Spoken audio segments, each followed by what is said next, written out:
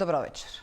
Само еден град во Македонија, и тоа најголемиот по жители, Куманово, со 98.000, никогаш не го променил на локалните избори сопствениот избор секогаш да оди лево.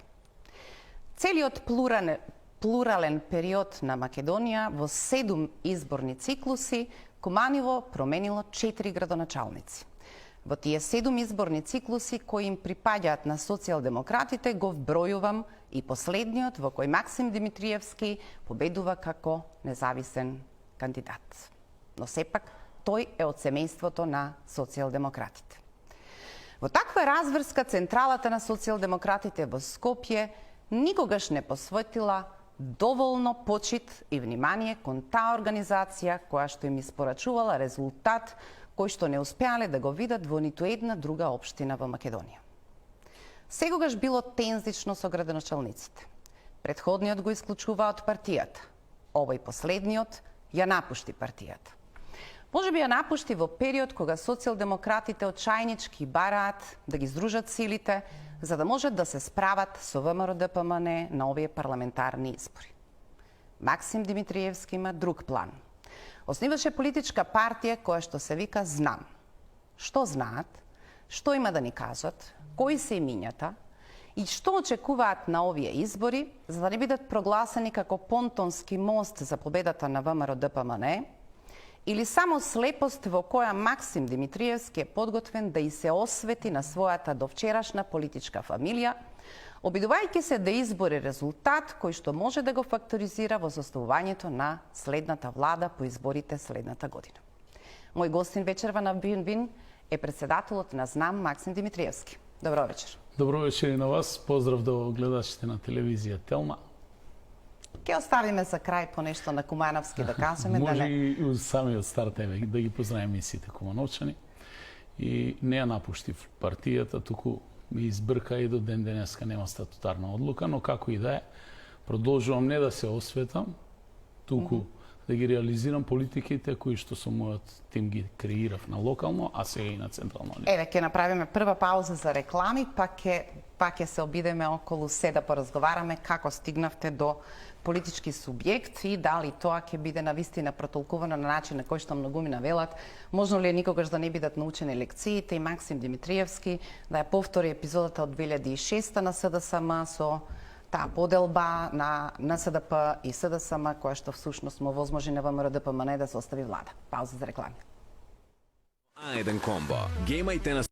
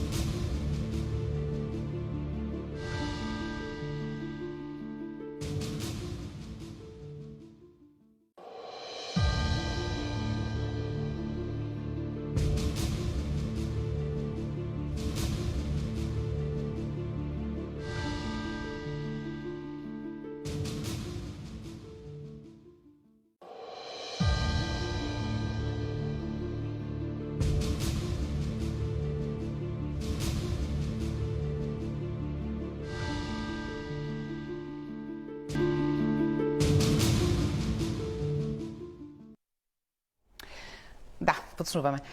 Господин Димитриевски, во најавата реков единствениот град во Македонија кој не погледнал десно во целиот период на независна Македонија 7 изборни циклуси за локални избори. Во паузата ме поправивте дека тоа не е само резултатот во Македонија, дека всушност само 3 града во Европа никогаш не ја промениле условно речено страната, освен Куманово, тоа се Риека и Бари во Италија.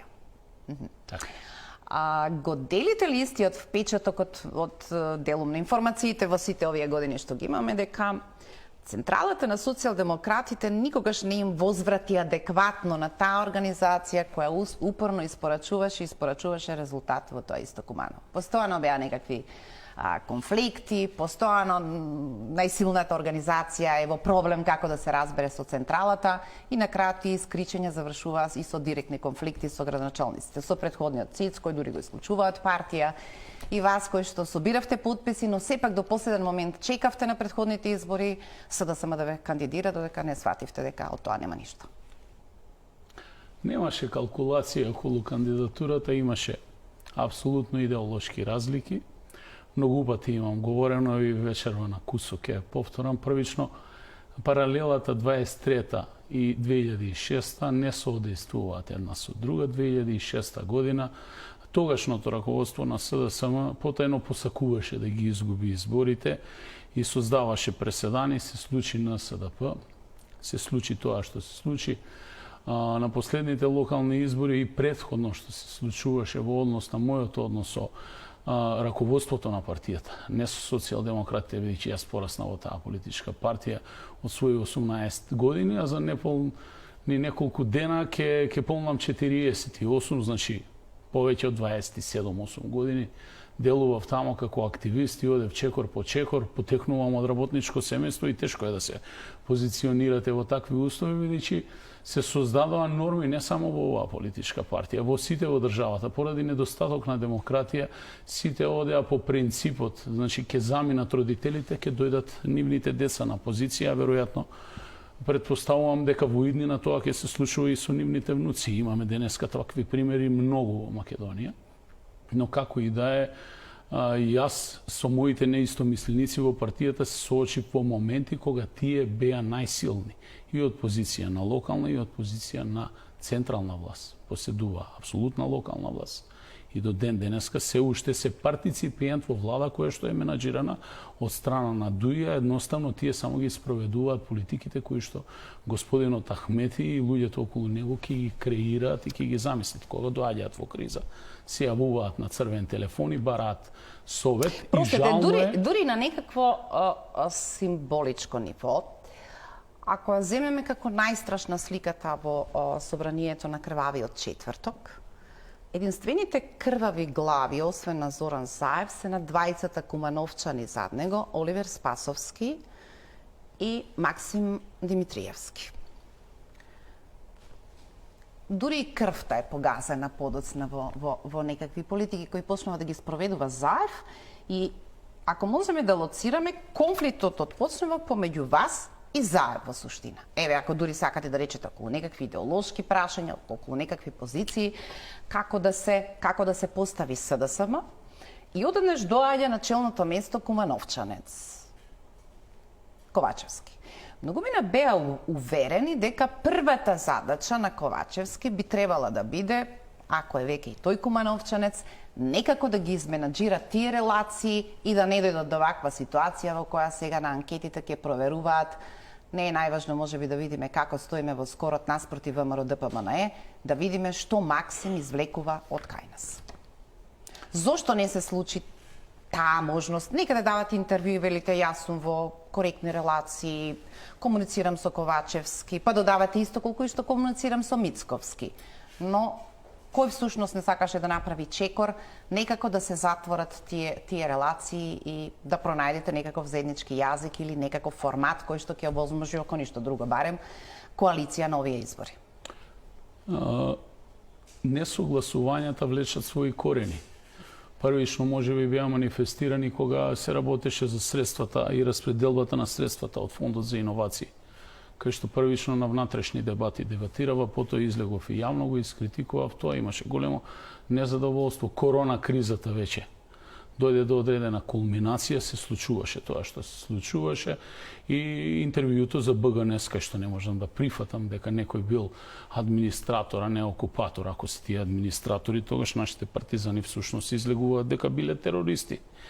И сите тие факти кои што беа изнесени, погрешни факти, тоа несреќно интервју беше кулминацијата која што Зовре едноставно се разидовме во различни насоки. Не калкулирав, јас ги собрав своите подписи предходно и бев отворен за соработка со сите политички субјекти, вклучувајќи го и мојот. Но за жал не најдов на разбирање, дури и по завршување на локалните избори и победата која што ни ја дадоа граѓаните, бидејќи вас во Куманово како кандидат и нашата советничка листа на тогаш за наше Куманово граѓанска иницијатива, а денеска нас зна во рамки на Советот на општина Куманово издействуваме победа и ден денеска имаме најголема советничка листа и група во Советот како политички субјект.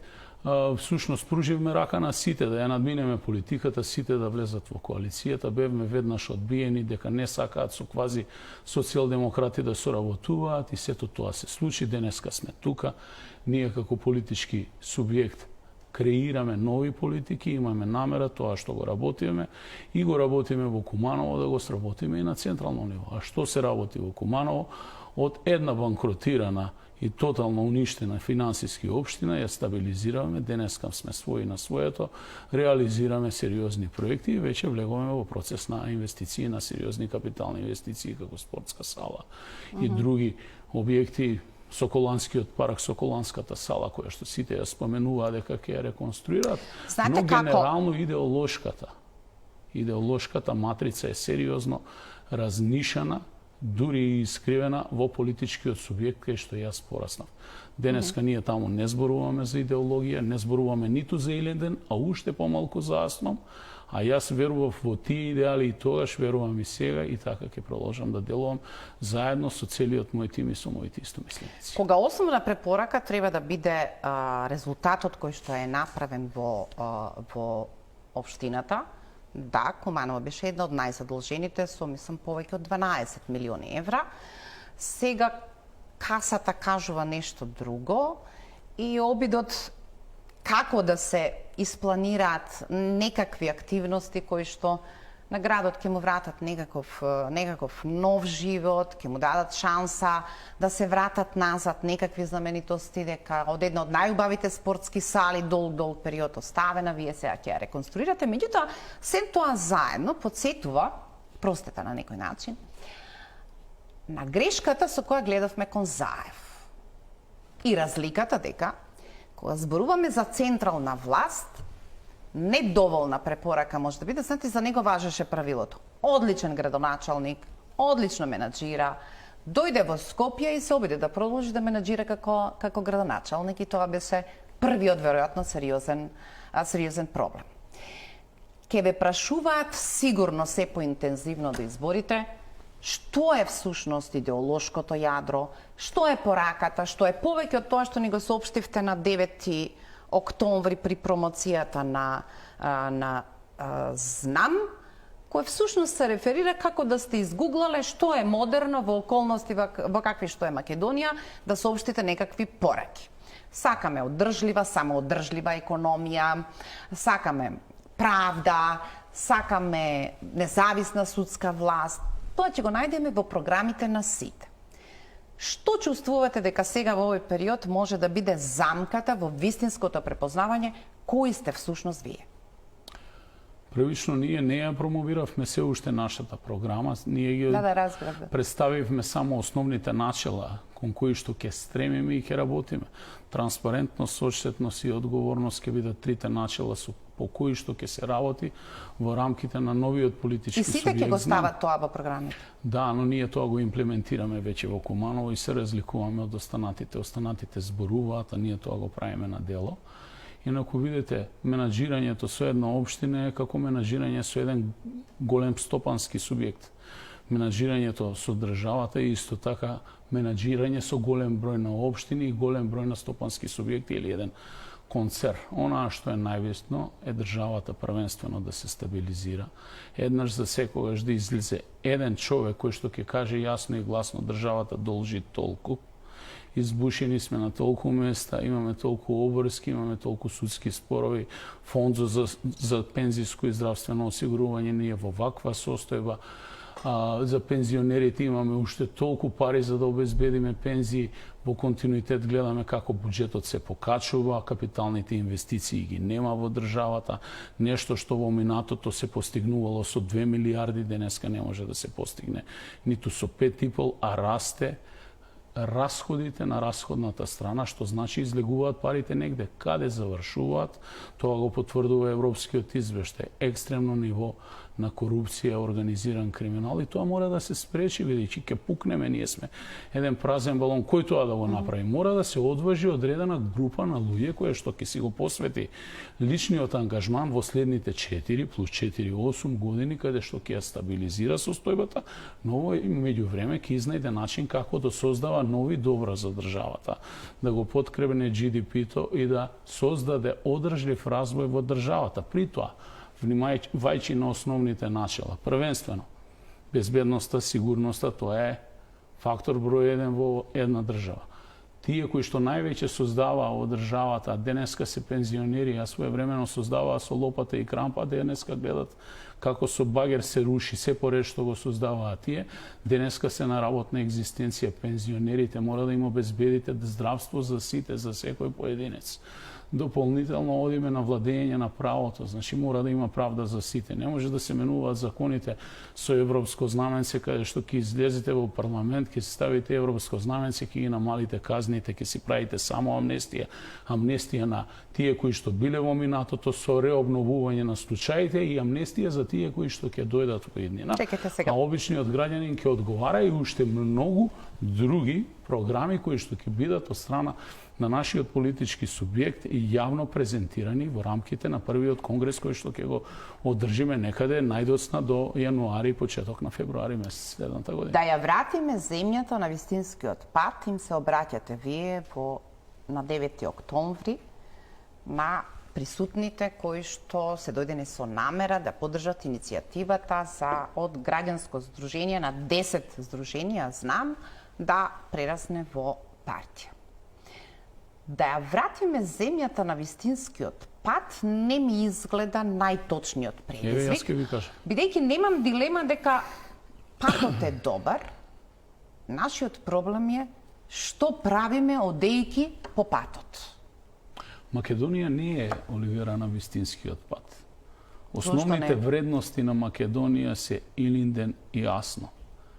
Ние денес ке ги заборавивме основните вредности поради кои гинеа нашите предци и го создаваа ова парче територија во една организирана, независна, самостојна држава. На што мислите? Секоја фаза бара на различен начин да ја завршите приказната. На оваа генерација целта, амбицијата и најголемиот дел на граѓанската поддршка е да и го овозможите на тоа што го почнали линденците, го продолжиле овие во Втората светска војна, сме стигнале до независност и сега таа земја некаде треба да ја пласираме. Околу тоа постои консензус и да постои, да не постои, знам, вие не носите нова идеја во таа смисла.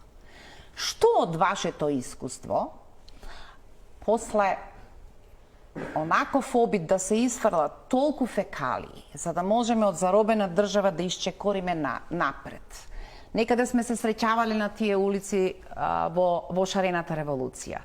Некако мислам на ист начин сме верувале дека зборовите нема правда, нема мир се некаква нулта точка. Ова зло да не се повтори е нулта точка. Што по ваша логика се случи на тој пат да се доврши идејата на овие кои што гинале, да се претвори во нешто што денеска не умееме ниту да го опишеме? Што се случи? Видите, првично, македонците, ние македонците и сите граѓани на Македонија, тука се сите етнички заедници кои што живеат во нашата држава, и имаме привилегијата да имаме своја држава. Нема таква привилегија сите народи во светот. Има многу поголеми народи од македонскиот кои што немаат своја држава. Но благодарејќи на крвта која што е дадена и жртвите во Втората светска војна, ние денеска имаме Македонија. За жал, од ден на ден се потешко е сочувуваме. Денеска македонецот е максимално фрустриран во собствената држава. Зошто?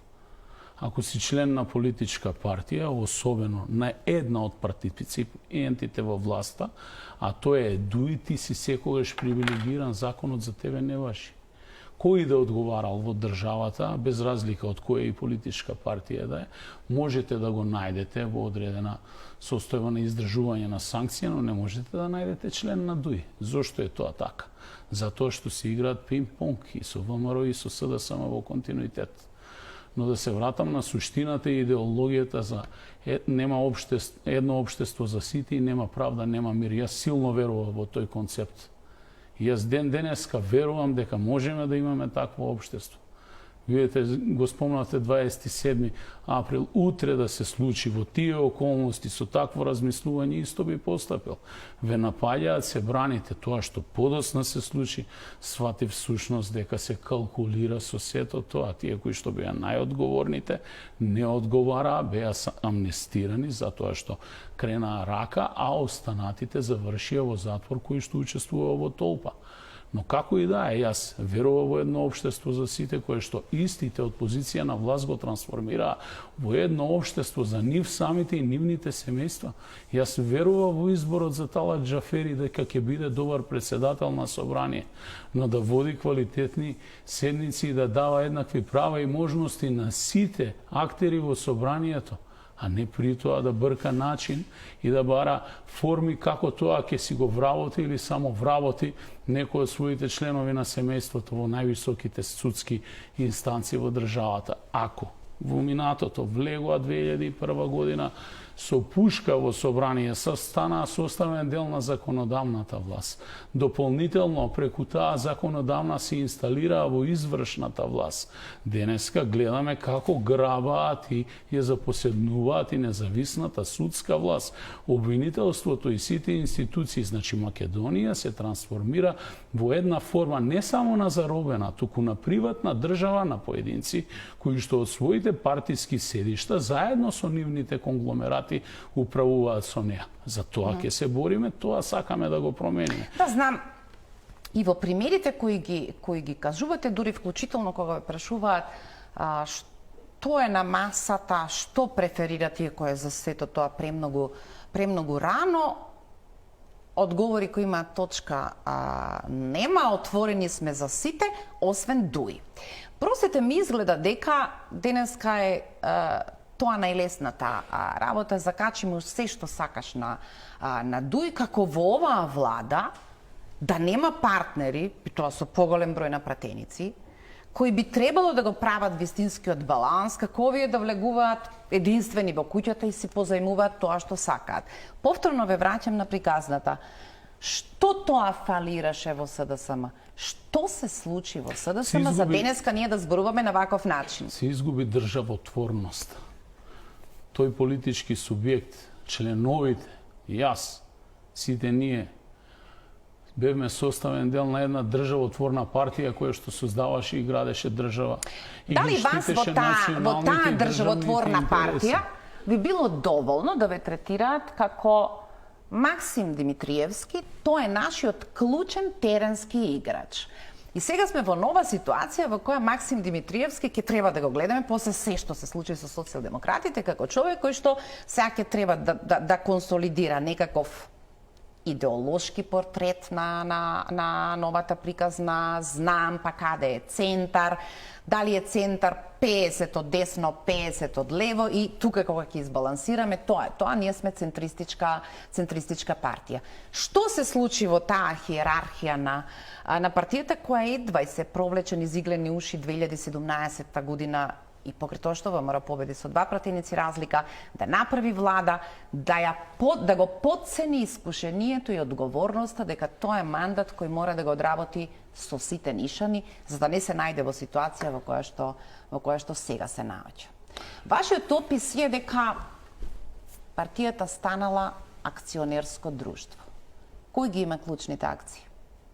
Самиот лидершип, видите, мислам дека првично многу имам говорено на оваа тема, но и во интерес на јавноста само сакам да кажам дека јас бев горд кога ме споредуваа со тркач, активист, човек на теренот и така натаму. То не е неважна работа во сериозните партии. И напредува во хиерархијата чекор по чекор, од локално до централно ниво. Но за жал дојдоа моменти каде што имплементацијата на власт ја преземаа луѓе кои што нема мина труд за нив, ниту животен, ниту пак партиски. Додека пак останатите по принципот на интригаштвото внатре создадоа еден конгломерат кој што го приватизираше самиот политички субјект, кој што денеска не е во функција на членството, туку е во функција на самите нив кои што од позиција на власт дозволите. Дали сегашниот лидер, дали сегашниот лидер Ковачевски е само директор во акционерското друштво? Ковачевски јас го доживувам како донесен човек на таа челна позиција, бидејќи за да бидете лидер на еден политички субјект и да бидете премиер, првенствено треба да учествувате на избори, да се надпреварувате, да го видите собствениот резултат и собствените можности. Пред да седнете на одредена позиција треба да направите проценка дали можете да одговорите и на самиот предизвик, но за тоа ќе даде најдобро одговор самиот Ковачевски. Го споменавте каков е мојот однос со него. Јас личниот однос го негувам буквално со сите, но за разлика од некои од нив таму, јас во политиката интерпункцијските знаци ги користам и стојам зад нив. Кога ставам точка, ја ставам и продолжувам со отварање на нова реченица. Во овој случај тоа е политичкиот субјект, знам. Бидејќи сметам дека самиот тој политички субјект кај што се вградивме сите ние и генерации на активисти денеска има апсолутно разочарано членство. И нашиот политички субјект ќе се дефинира идеолошки врз база на одлуката на следниот конгрес на самите делегати кои што ќе го вршат изборот на новите органи и тела. Во моментов имаме само временно раководство на последната собрание, каде што присуствува повеќе од половина од подписниците. Јас сум избран за времен председател. Исто така имаме само трочлен извршен одбор и трочлен надзорен одбор кој што ќе има обврска да заврши регистрација на политичкиот субјект и покрај обструкциите кои што ги има и ќе ги има, предпоставувам, ние тоа ќе го завршиме како процес и на следниот конгрес членството и делегатската структура ќе ја дефинира идеолошката позиција на тој политички субјект. И јас лично за мене можам да кажам дека моите определби секогаш биле и ќе останат социјалдемократски, водени од аспектот на социјалните и економските политики што се однесуваат до националните и државните прашања, националните консензуси кои што никогаш сме ги немале за жал и ако многу често се повикуваме на нив дека имаме стратешки планови, ги немаме, особено не ние македонците кои што ја создаваме оваа држава да се нарекува оминатото Социјалистичка република Македонија, па Република Македонија, денеска Република Северна Македонија, и тоа ни е потребно, Оливера, да седнеме на тоа маса и враќање да на ги 9 октомври, меѓу другото, ја правите и ова релација, ми се чини јавно, никој политичар така не зборува. Велите, што е предизвикот за македонците во сопствената држава да се обидат да учат од албанците и конечно како македонски народ да изградат консензус околу најважните прашања? Апсолутно. Бидејќи ние од нашите сограѓани албанци можеме да научиме на план на креирање на национални ставови и национални консензуси.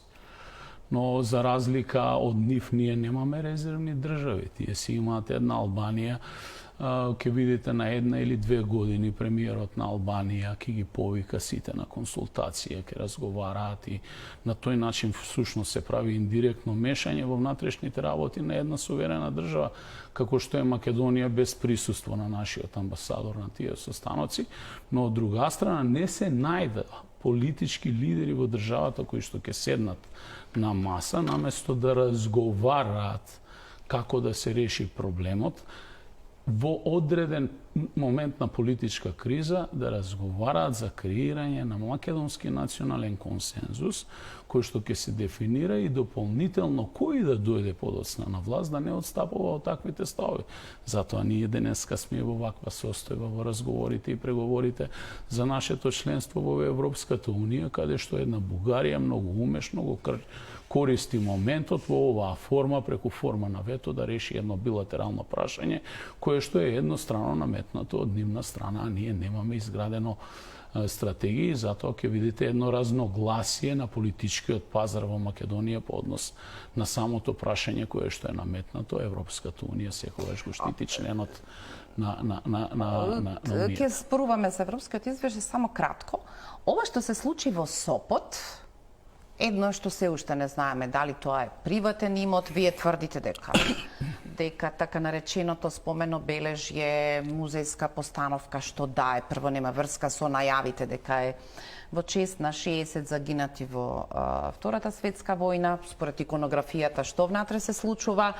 Разбрав дека сте поднеле кривична пријава против НН сторител, затоа што е тешко да се идентификува кој стои зад тоа, иако целиот врв на ДУИ се појави, но малку беше коментирана изјавата на Ахмети која прави ретроспектива, а ова ве поврзувам за да учиме од албанците, претпоставам колку е тоа тешко да се учи.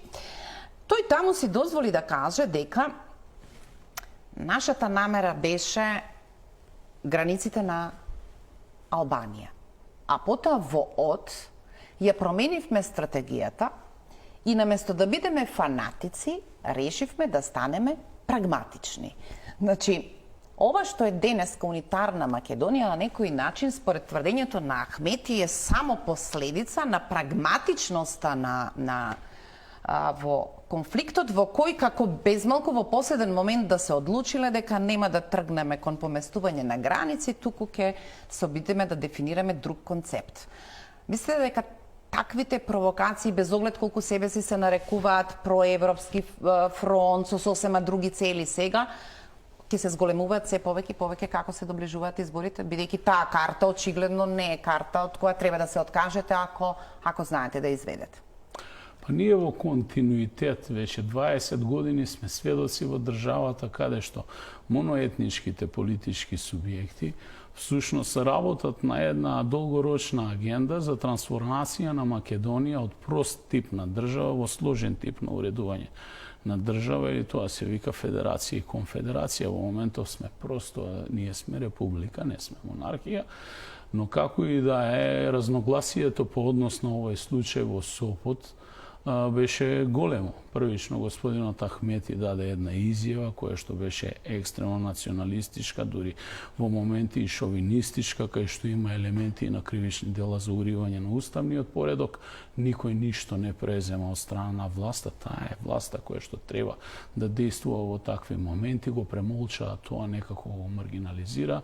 Ние како локална самоуправа сме ограничени во своето делување, постапивме, нотиравме состојба, поднесуваме кривична пријава по два основи против организирана група на НН сторители, а во меѓувреме се стекнавме и со други податоци во општината, каде што за истиот тој објект кој што е почнат со градба како семена куќа таму во тоа село и на територија на општина Куманово има голем број на дивоградби каде што законот им дал можност да се легализираат, но на сите оние кои што биле градени до 2011, но не и подосна, видите кога ќе извадите фотографијата на Google, ќе видите кога истиот објект е граден и како е граден, и дополнително се обезбедуваат докази, и сега истиот предмет е доставен до обвинителство за организиран криминал и основно јавно обвинителство и до Министерство за внатрешни работи, нека си ја сработат својата работа, за тоа се платени, а ние ќе си ја тераме постапката до форма на извршување во рамки на законот. Нема да се мрдне од тоа. Инаку, видите, разногласието, господинот Ахмети едниот ден рече едно, а господинот Османи утре дента го одрече истото што го рече, значи прилагодена изјава. Најтрагично беше поставувањето на спомен обележјето со картата на голема Албанија и молкот на актуелните власти и надлежните министерства. Обвинителството до ден денеска молчи. Не може така, Оливер.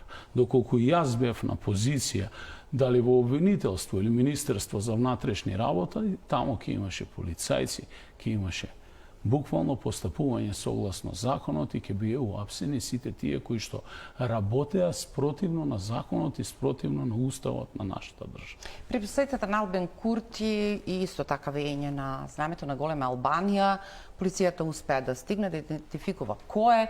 Овдека во Сопот имате безмалку цел врв на Дуи, чудни околности за промоција, кога ќе речете музеј или спомен обележја, се подразбира дека тоа ги поминала сите процедури, меѓутоа на самите паузи на влада, бидејќи имам кусо искуство во парламентот пред да станам градоначалник неполна година и знам какви се односите помеѓу луѓето кои што ги представуваат граѓаните таму, а слично и на влада, мислам дека овој случај им служи како шега на сите и сите го премолчуваат. Во една сериозна, независна, суверена држава работите не можат да се движат вака.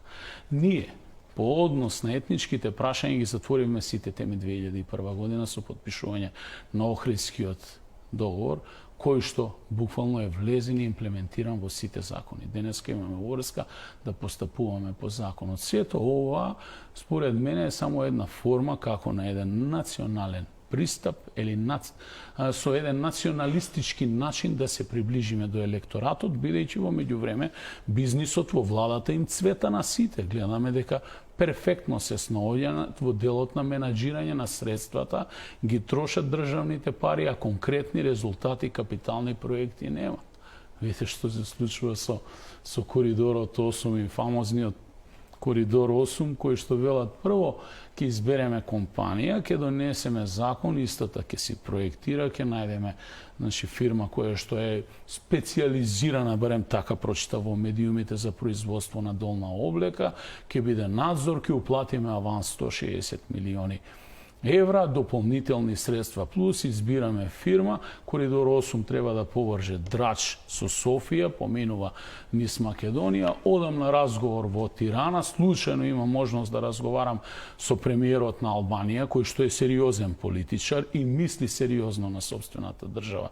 Господинот Рама, јавно го прашувам пред аудиториум од повеќе од 20 луѓе, докаде сте со коридорот, па ние уште не сме ни почнале, не ни дава никој пари, ни Европска унија, ни нашите пријатели американците, велам, ние уплативме аванси, па вие сте богата држава, можете да си го дозволите тоа, што значи ние повторно ќе си правиме еден крак. Зошто да градиме еден коридор кој што чини толку многу пари, кога ние веќе имаме започнато градба на еден таков коридор? Нам ни е потребна само добра конекција со Косово и веќе го имате коридорот кој што преку Косово ја поврзува Албанија. Албанија треба да го доврши делот на автопатот до Драч и го имате истиот коридор. А тие пари треба да ги искористите во капитална стратешка инвестиција на државата во Чебрена. Не водата да им ја дадете на тие кои што утре ќе ви ја наплаќаат и дополнително. Но тоа се многу теми кои што... Влегуваме во... Јас се согласувам дека ние сега зборуваме за проекти за кои требаше повеќе промисленост при одлучувањето. Видите? Не се неважни и едниот и другиот. Тоа е коридорот 8, се разбира, меѓутоа ако другата страна не напредува, всушност имате Оливера, само коридор до граница. Ние сега работиме актуелен пат Кишево-Охрид, кој што не може да се сработи со години, ќе помине деценија, срамно е за сите нас. Се повикуваме на погрешни проекти, се враќаме уште назад на времето како било во времето на Груевски. Груевски го нема во Будимпешта, нема што да разговараме повеќе за него. Ке дојде, ке одлежи казна, ако е достоинствен, наместо да испрача СМС пораки. Не имаме власт која што владее со државата. Не беше намерата да дојде да одлежи казна. Па, видете сега, со сите овие промени на законите, јавноста шпекулира, а гледаме и се повеќе наслови во јавноста дека овие закони се носени наменски. Јас до ден денеска не добив конкретен и прецизен одговор дали господинот Артан Груби бил во Будимпешта и суштински што се има разговарано на повеќе разговори на координации во државниот врв помеѓу представниците на ДУИ, на мојата поранешна партија, па можам да кажам и кај председателот на државата. Тој ви возврати дека да кажете и вие нешто за вашата посета на Будимпешта и тоа се на маргините на процесот, малку како се вели судири, ако никој со сигурност нема сериозна потврда дека Средбата таму се случила и како се вели, некои Јас други од- албански првенци тврдат дека лично Али Ахметија ја предводел оваа операција со Никола Груевска. Јас го споделувам дури и вашето изненадување дека тешко ви е со сето искуство што сте го имале во СДСМ да можете да препознаете и разлучите што е ова што се случува. Поранешниот лидер на СДСМ сега станува близок и разработува планови со новото водство на ВМРО. Сегашниот лидер на СДСМ, подпирајќи се на оваа операција на ДУИ, сега се враќа наназад кон стариот лидер на ВМРО, веројатно сите со некакви математики, што би можело да се случи на следните избори. Но само наблюдувано од некаква граѓанска позиција, тоа е доволно одвратно за луѓето да речат овде ниту има политика, ниту сакам било што да ме интересира, ако е можно на ваков начин да се управуваат политички процеси во кои единственото што го гледаме на секои вести денеска е последно падна и ТНТ, предметот, буквално фрлате се што на некој начин едва и тешко со специјално обвинителство со се беше сработен предмет за да одговориме на прашањето ќе има ли правда за да има мир. Видите, они може да прават што сакаат, да разговараат кој со кого сака. Сето тоа е составен дел на политичките игри, низ кои што сите ние поменуваме, а граѓаните ги чувствуваат. Онаа што е многу побитно во моментов, и јас сериозно сум загрижен, е дека граѓаните масовно ја напуштаат државата. Поминувам низ мојата улица, кај што до вчера живеев со моите родители, се вика Пиротско мало во Куманово, повеќе од 70% светлата на куќите не светат, значи нема никој. И тоа е погубно за нас, ни одат младите луѓе, но ни заменуваат и цели семејства. Зошто? Затоа што луѓето се фрустрирани. Првенствено, македонците се фрустрирани на национален план, бидејќи гледаат дека најголемата етничка заедница, албанската, во континуитет преку ДУИ прави во државата што сака, законот за нив не важи. Од друга страна, гледаат недостаток на систем и паралелно со тоа цвета корупцијата за која што до вчера не зборуваше никој. Од моментот кога дојде еден влијателен амбасадор и отвори таа тема, целата влада климаше со глава и рече да, ќе се бориме со корупцијата, и го гледаме во последниот извештај дека тоа е една од најсериозните забелешки. Ние мора да го стопираме тоа час поскоро, да кажеме крај, и да тргнеме од некаде, да излеземе од минус, како што претходно рековте за општина Куманово, 12,5 милиони евра, може би овде ќе бидат неколку милиарди евра, да ги санираме штетите и да продолжиме понатаму. Македонија е мала држава и може да се трансформира во сериозно, убаво место за живење со еден одржлив развој кој што претходно ќе биде планиран. Но видите, ако носите вие првично закон за регионален развој, а дополнително потоа по законот носите стратегија за регионален развој, тоа е еден обратен процес. Значи, овие луѓе кои што менаџираат со државата импровизираат. Зошто? Затоа што никогаш ништо не работеле во живот.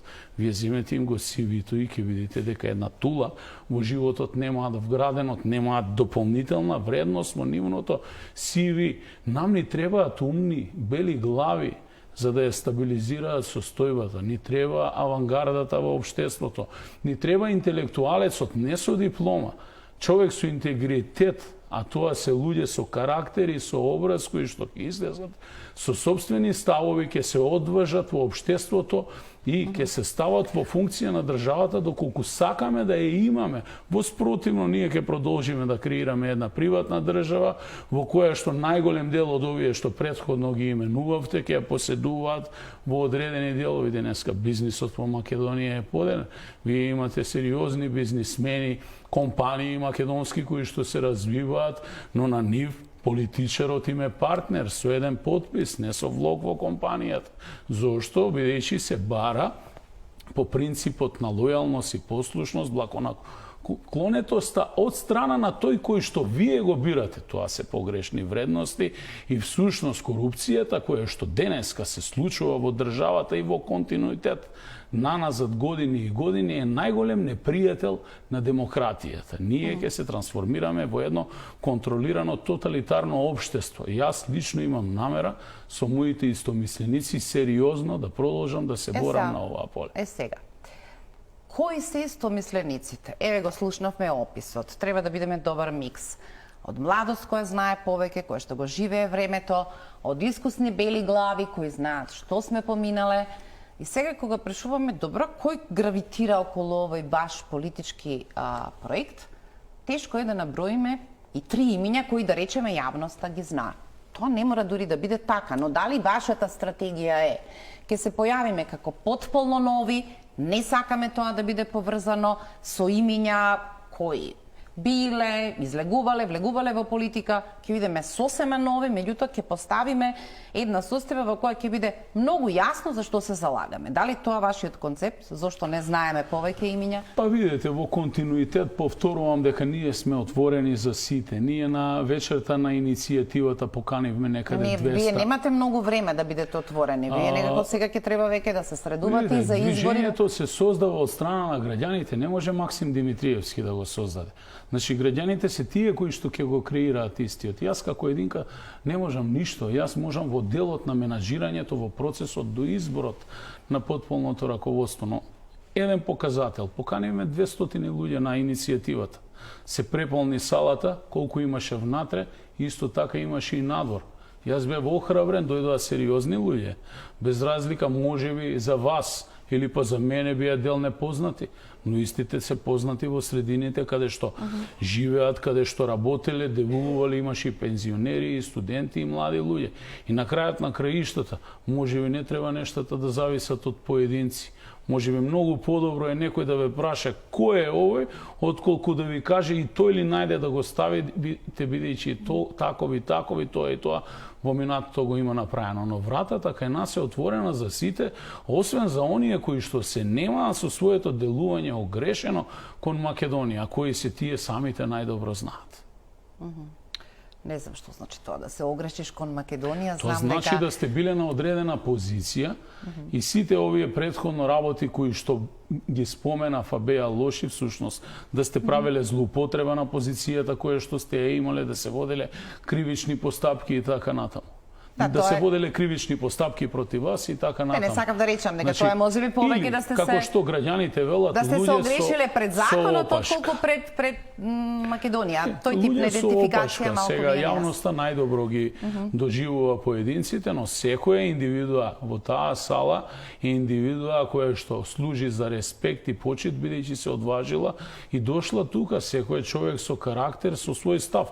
А уште многумина. Само бев љубопитна дали ова стратегија дека не сакате да типувате познати имиња и дека ќе се движите можеби по друг концепт. Имаше таму многу. Овде ќе треба да направиме уште една пауза за реклами, па тогаш одиме подетално за што правите. Со A1 Комбо гејмајте на супериорен оптички интернет. Плюс одберете PlayStation 5 за само 849 денари месечно. A1. Секој твој свет.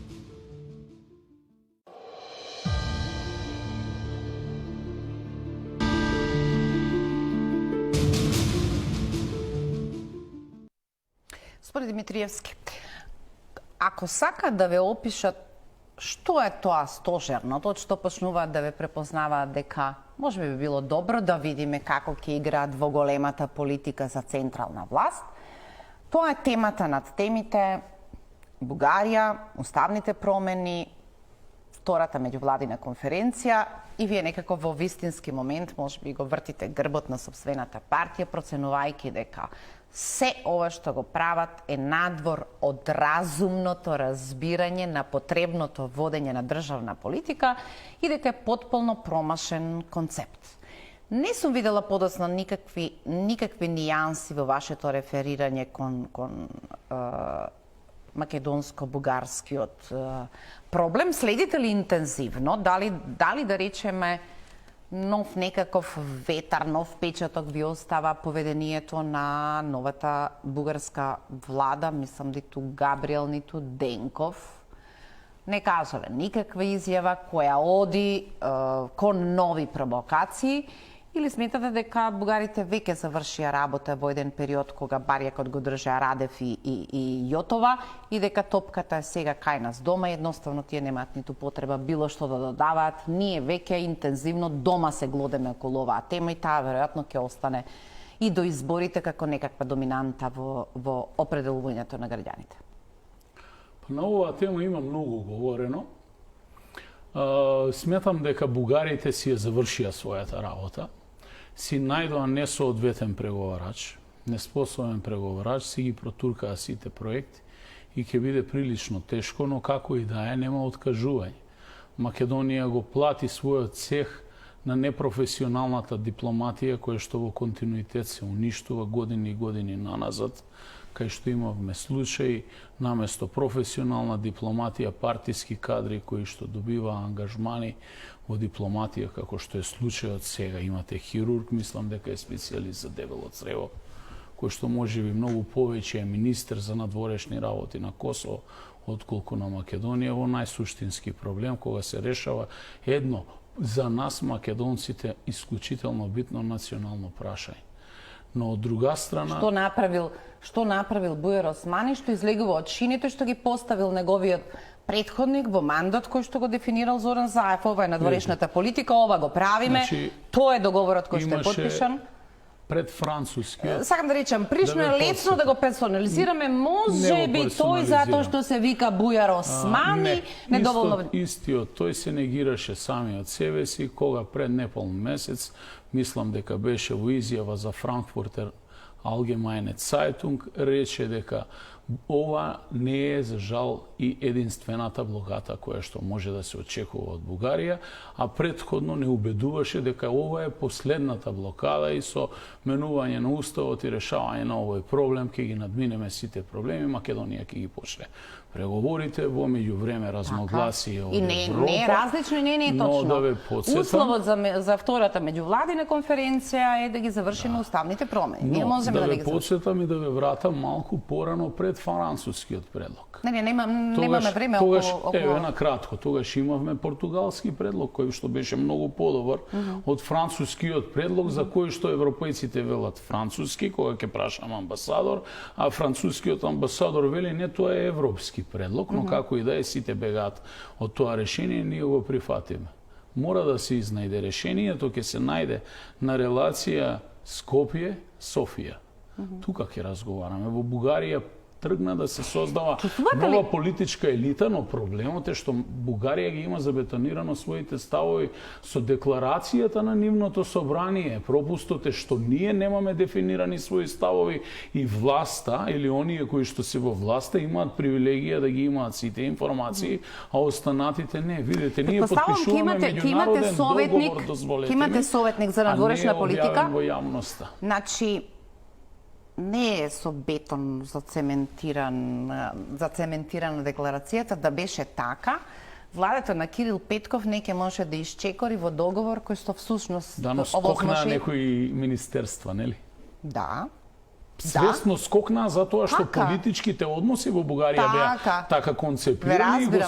И ние кон тоа не се однесуваме како престапи кои во европска држава би требало да бидат Дозволете ми незамисливи. Тоа е ексклузивно. чекорот на владата на Петков. Дозволете ми ексклузивно во ваша емисија имав можност да се сретнам со господинот Петков пред неполни 2 години во Сандански. Не собраа повеќе од 100 градоначалници од Македонија и Бугарија. Ние соработуваме без разлика на лошите односи преку гранични проекти. И јас му поставив директно прашање на господинот Петков. Дали, доколку вие не нарекувате браќа, цело време така не ословува, братот го блокира братот. Овде не е проблем братските односи не само со Бугарија, туку генерално и со Србија, со сите. Ние сакаме да бидеме браќа, но тие мора да сватат една работа, дека тие не се нашиот татко. Значи, македонецот постоел и ќе постои, ви донаѓа негација во континуитет и тоа боли. Зарем имаме право да се откажеме од такво нешто? Во континуитет го пренагласуваа тоа. А тоа што во моментов актуелната политичка елита која што ја предводи Бугарија, која што има бюрократска или техничка влада согласно нивниот устав, може би ќе генерира нов тип на политичари со нов профил, различни од Джамбаски, кои што ќе пристапат многу порационално да се решава проблемот. Затоа се обидов да ве прашам. Веројатно ќе треба да учите за деликатностите во политика, во која не смееме да дозволиме сите овде заедно да покажеме тој тип на инфериорност каде што велиме не сакам да ја отворам вратата воопшто кон овој процес, затоа што можеби на излезот стојат опасни замки. Не. Овде е само чисто... Не мораме да имаме само доверба дека кога ќе дојдеме до темите... националниот идентитет, јазик, култура, традиција и сето она што ние сме го стекнале од нашите предци. Но од друга страна, значи, и самата бугарска страна, без разлика на сите наративи кои што се креираат во општата бугарска јавност, тоа е еднострано, бидејќи БНТ зрачи во Македонија, но македонска телевизија не зрачи во Софија. Ние мора да работиме на менување на јавната свест таму, заедно со тамошната политичка елита која што може да се одважи. Но како и да е, и од ден во ден тие сваќаат дека на овој начин Македонија ја отргнуваат од себе за светлосни години. Но како и да е, контактите граѓаните се уште ги држат. Ќе видите многу македонци во Бугарија, ќе видите многу бугари во Македонија, тие контакти постојат. Но никој нема доволно храброст да собере и да каже во Бугарија дека македонците се македонци јавно.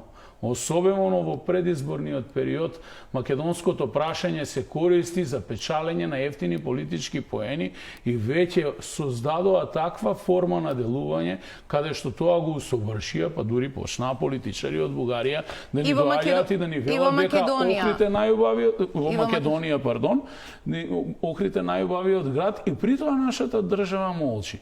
Ни отвараат културни центри на луѓе кои што биле соработници на фашистичкиот режим, луѓе кои што се најголеми крвници на македонскиот народ, најголемите негатори. Да, го почитувам ВМРО ДПМН, но до моментот на Ванчо Михајлов, бидејќи истите имаат екзекутирано поголем број македонци отколку сите турци заедно во минатото. Верувам ќе имате прилика до изборите и да прочитате повеќе и да полемизирате со другите.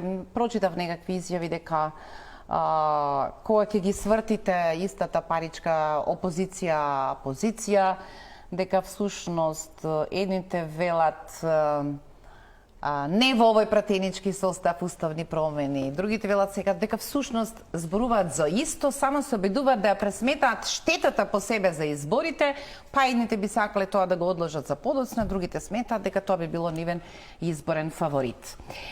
Господине Димитриевски, слушаме интензивно дека вие сте одбран да предводите нешто што ќе треба да ги задоволи целите на заспаниот поранешен лидер на СДСМ, Бранко Црвенковски, и дека тој ќе ви ги даде на располагање, ако тоа воопшто може така да се дефинира, своите соработници, своите соборци, кои веќе не се никаков фактор во овој момент во СДСМ.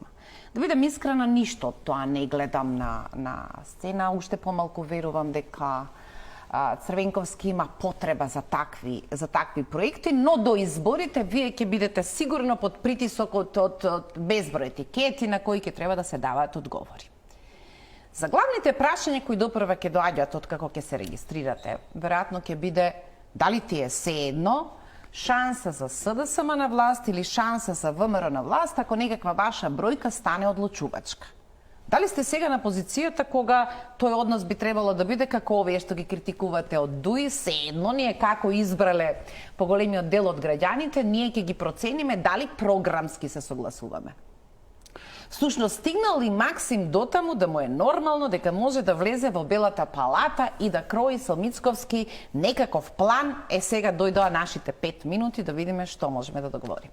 Прво, не кројам ништо со Мицковски, ниту пак кројам нешто со останатите. Значи, ние формираме политички субјект кој што сериозно има намера да биде следниот decision maker во државата или keymaker, како што велат американците, бидејќи ќе стапиме со сериозна понуда и со сериозна програма која што може да направи суштинска реформа и промена во нашето друштво и во нашата држава, при тоа не повредувајќи ги правата и можностите на никој, а давајќи сериозни можности за напредок на оваа држава, бидејќи држава од 2 милиони луѓе, ако добро се организира, може и текако добро да функционира, но потребно е работа, дисциплина, чесен однос. Ако им создавате нервоза, ако им создавате нервоза и на едниот и на другиот штаб, јас предпоставам, сега простете, неумесно, вие сега како ќе ми речете, ние одиме на победа на овие избори, меѓутоа,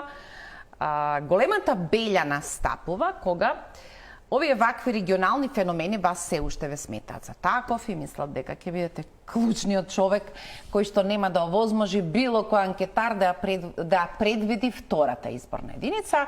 Анкетите покажуваат дека имате шанси на други места, но некаква бројка од 5 пратеници, еве нека бидам најскромна, веќе во овој можен распоред на силите ќе стане ѓаволски тешка за составување. Сакам да речам, не е прашањето дали 10 или 5 пратеници. 5 може да бидат ѓаволски проблем да се состави владата. И моето директно прашање е, дали тоа значи еднакво отворени врати дека за вас ВМРО со Мицковски не е проблем да може да се разговара што после изборите?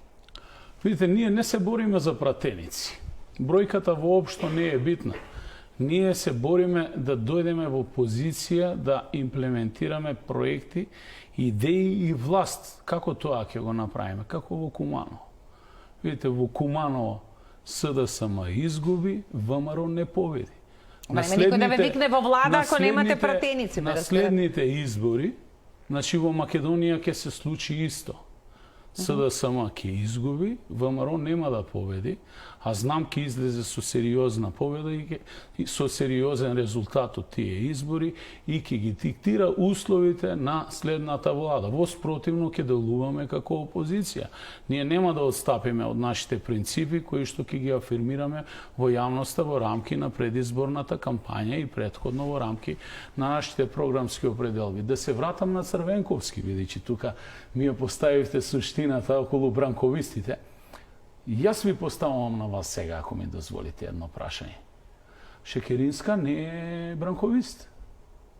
Заев не е бранковист. Ковачевски не е бранковист. Спасовски не е бранковист. Па ние сите во СДСМ своевремено бевме бранковисти. Колку ли е Морничево за Црвенковски? Тој беше еден од основоположниците на партијата. Човекот се повлече. Секогаш е добре дојде, не само тој, сите корисни луѓе во концептот. Поведете, вратата е отворена. Лична одлука е да некој ќе се приклучи или не. Ние ќе бидеме отворени за сите. Но при тоа, она што е најбитно е дека нам граѓаните масовно ни се приклучуваат. Секојдневно се јавуваат граѓани со идеи, концепти кои што не разговараат со мене. Јас ќе дојдам со вас за да бидам нешто, туку разговараат за програми, за квалитетни понуди, за идеи, дури немаме ни можност сите тие луѓе во моментов се додека не формираме сериозни општински организации и чели и да ве вратам на нешто. Значи, не сме регионален играч, далеко од тоа сме. Регионалните играчи не излегуваат на анкети. И тоа на овие какви анкети кои што се објавени во јавноста да креираат мнение, а не да сондираат. Не, само беше во смисла дека двојката е вашето упориште поради вашата позиција таму и беше коментарот дека во двојка ќе биде имаме најтешко да се сериозна предвиди. поддршка во граѓаните, не поради тоа што јас доаѓам од Куманово, бидејќи двојка како изборна единица и регионот во кој што истата гравитира од секогаш имала попркосни луѓе и попркосни граѓани кои што живеат. Но знаете што е најголемиот проблем? Проблемот е што на следните избори и доколку продолжи овој тренд на масовно иселување, ќе гласаат само партиските членови. И тоа е нешто што ние ќе имаме обврска да ги убедиме граѓаните за да излезат и да дадат и да отворат нови алтернативи на Македонија, бидејќи Македонија заслужува да излезе од црно-сивиот, а не црно-белиот свет кој што во континуитет се потенцира и да внесе една нова свежина. Во која форма тоа граѓаните ќе го одлучат, а ние нивната одлука ќе го почитуваме. Сакам уште едно прашање. Споени избори, прв круг председателски, прашањето е можеби како тест, што размислувате и кому без да ги знаете имињата, начелно мислите сега дека треба да му ја дадете поддршката? Претпоставувам дека резултатот од првиот круг ќе биде клучниот засилувач или порака за вториот круг председателски избори споени со парламентарни избори. Ние како ново формиран политички субјект храбро ќе влеземе во сите изборни предизвици без разлика дали председателските и парламентарните ќе бидат заедно или пак одвоено. И кандидат за председател? Ние се регистрираме како политички субјект да бидеме активни чилители на политичката сцена и активно да учествуваме во сите политички надпреварувања.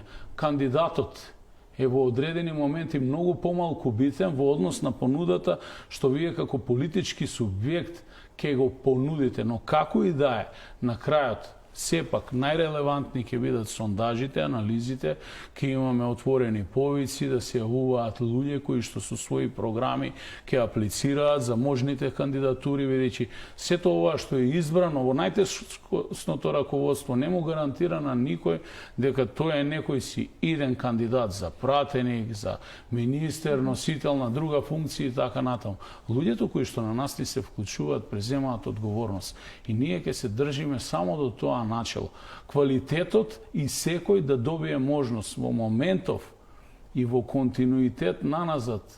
Не многу луѓе имаа шанса да добијат шанса да се докажат во нашето општество. Зошто? Бидејќи ако до 98 функционираше по принципот кој кому е поблизок, роднински врски, кој како кого задолжил, од 98 тргна максималната партизација, а политичките елити или политбироата ги узурпираа партиите, сузбија демократијата, глумеа наводна непосредна демократија, гласаа за поеден кандидат за председател во партијата или втори измислен кандидат, а всушност имате се поцентрализирани политички субјекти. Нашиот политички субјект ќе биде отворен, но секако ќе треба да помине низ она фаза на афирмација на субјектот, но и дополнително фаза на демократизација, бидејќи самиот почеток е најтешок. Благодарам што вечерва бевте мој гостин. Ке ве гледаме до одлуките. Разбирам, претпоставам, сваќате колку отежувачки околности сами по себе ќе носи законот кој што ќе ве изгони од медиумското представување поради прилично неравномерната поделба кој колку минути. Претпоставам дека имате прилика да пробате се социјални мрежи од врата на врата, затоа што тоа се тие пеколни маки на почетокот кога го создавате субјектот. Ви благодарам што бевте мој гост. Беше ми част на Кумановски кажамо дека ќе го завршимо емисију, ама ќе се снајдемо ми у тој простор, пошто имамо га веќе искуство на претходни избори. Неправеден е закон за сви, посебно за мали, ама ќе дојдемо у ситуација да имплементираме власт, ќе га сменимо и тој закон како и многу други и ќе се поступа по закон, нема да се тумачи. Спортску салу kad ќе го направите, ќе дојдат. Спортску салу ќе ве викамо на отварање и вас и многу луѓе, што ќе има одличен капацитет и тоа е еден од посериозни проекти, ама и Предпоставам сега дека ги откриваме годините, тоа е местото во кое се најубавите кошаркарски надпревари за мене, Агро Куманово, Југопластика, Црвена звезда, Партизан. Сакам да речам дека некогаш сме живееле подобри години и искуства. Благодарам што вечера бевте мој гост. Беше чест, поздрав до гледачите.